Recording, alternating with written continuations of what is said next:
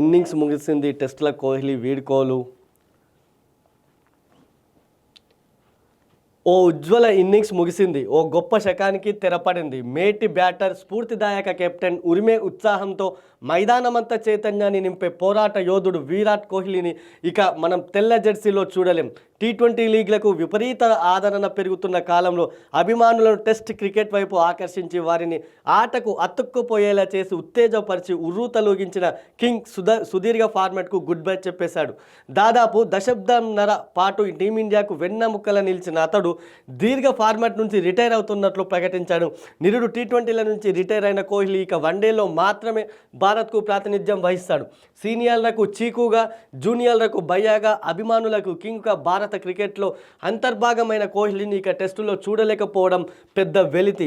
అది పూడ్చలేనిది కూడా. అతడు బ్యాట్తో పరుగులు వరద పారించడమే కాదు, సారథిగా భారత జట్టును టెస్టులు ఆడే తీరునే మార్చేశాడు. విదేశాల్లో తడబడే అలవాటున్న టీమిండియా కోహ్లీ నాయకత్వంలో దూకుడును అలవర్చుకుంది. బోర్డర్ గవాస్కర్ సిరీస్లో భాగంగా జనవరిలో సిడ్నీలో ఆడిన 5వ టెస్టే కోహ్లీ కెరీర్లో ఆఖరి టెస్ట్.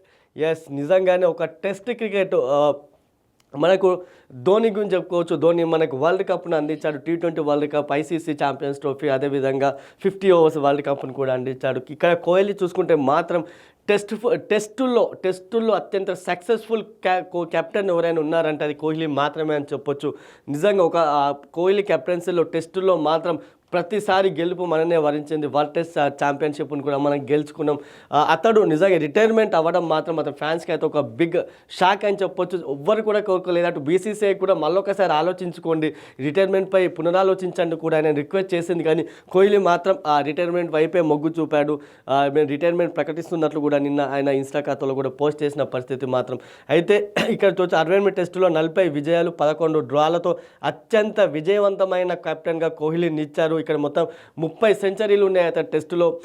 సక్సెస్ఫుల్ కెప్టెన్కు నిజంగా అయితే ఇంగ్లాండ్ టెస్ట్ సిరీస్తో ఆడి అక్కడ సక్సెస్ఫుల్గా అతడు రిటైర్మెంట్ ప్రకటిస్తే బాగుండేదని అతని ఫ్యాన్స్లోనూ ఉన్నది. కానీ ఎస్, ఆయన నిర్ణయాన్ని అయితే అందరూ స్వాగతించాల్సిందే. 15 ఏళ్ల పాటు నిజంగా క్రికెట్కు కోహ్లీ అందించిన సేవలు ఎవరూ మర్చిపోలేనిది. ఇక వన్డేలో మాత్రం కోహ్లీ ఇక కొనసాగుతాడు. కోహ్లీ రోహిత్ కూడా అటు వన్డేలో కొనసాగుతారు. కానీ క్రికెట్లో మాత్రం అటు టెస్టుకు మాత్రం వాళ్ళు రిటైర్మెంట్ ప్రకటించిన పరిస్థితులు.